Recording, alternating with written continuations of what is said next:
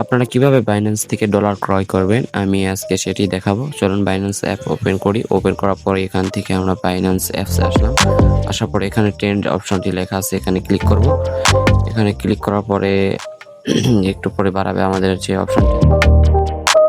উপরের দিক থেকে আমরা P2P অপশনটি সিলেক্ট করে দেব। এই যে P2P অপশনটি এখান থেকে সিলেক্ট করার পরে আমরা এখানে দেখতে পারবো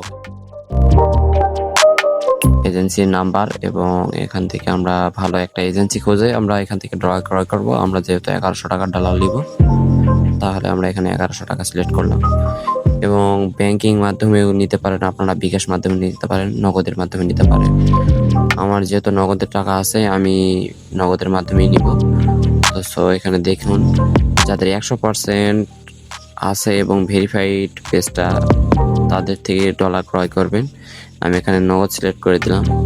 দেওয়ার পরে এখানে ডলার রেট দেখাচ্ছে 26 টাকা 40 পয়সা। এটা কোনো অ্যানেবল না, অ্যাভেলেবল হচ্ছে 26 টাকা 80 পয়সা থেকে।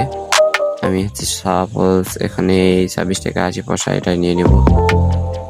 এখান থেকে এটা সিলেক্ট করে দেওয়ার পরে দেখবেন আপনারা এদের পাশে 100% ফিডব্যাক আছে কিনা, ভালোভাবে এই অপশনগুলো করে নেবেন। করে নেওয়ার পরে এদের যে নাম্বারটা ভালোভাবে কপি করে নিয়ে অবশ্যই এখানে পেইড অর্ডারে ক্লিক করবেন।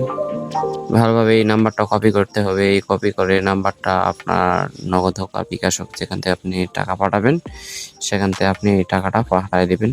তার আগে চ্যাট বক্সে অবশ্যই আপনারা মেসেজ দিয়ে দেখবেন তারা অফলাইনে আছে কি না, অনলাইনে আছে। যদি আপনি এখানে তার রেসপন্স পান তাহলে অবশ্যই টাকা দিয়ে দিবেন।